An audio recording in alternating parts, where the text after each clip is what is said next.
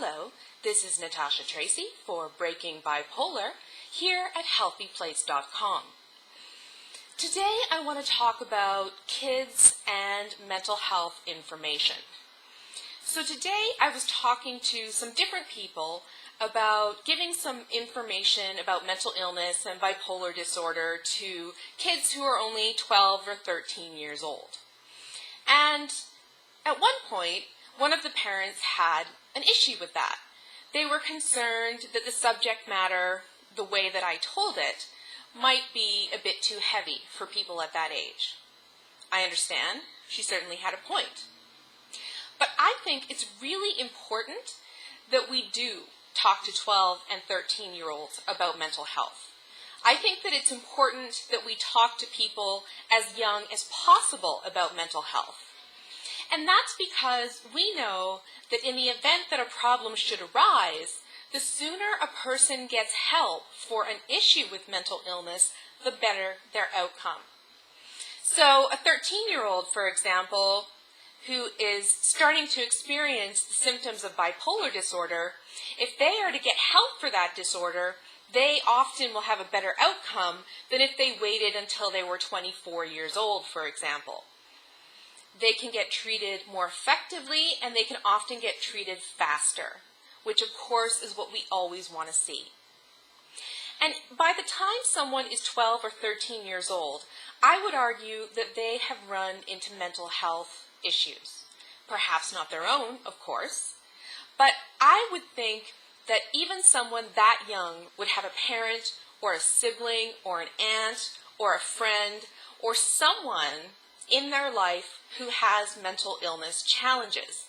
Certainly, many kids are used to having friends who have ADD or ADHD. That's pretty common. That's a mental illness.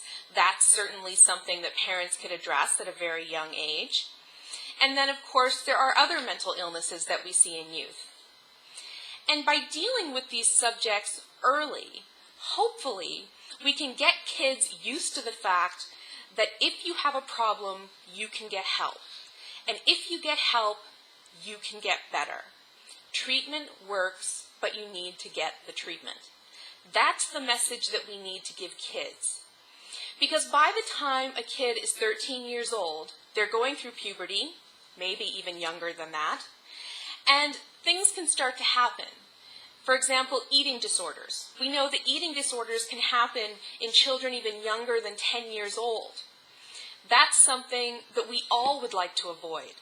So education early can help stem that tide. Self-harm, something that runs rampant in the teenage population, something that can be addressed through mental health information.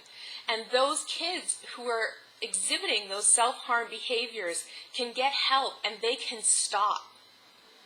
And of course, there's the problem of teenage suicide, the problem that we want to avoid most of all. We absolutely want to encourage people of that age to get help whenever they feel that they need it. There are teachers and counselors and doctors who are there for them. And all that information needs to start as soon as possible.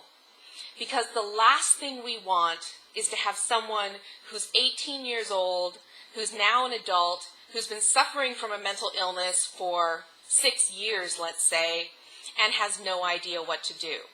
Because by the time they're 18, that's not the time for education. The time was 10 years ago when it really could have helped them. Yes, every 18-year-old can get help, but gosh, wouldn't it have been great if they didn't have to live their whole teenage years in pain? So early mental health education, I believe, is critical. My name is Natasha Tracy, and this is Breaking Bipolar.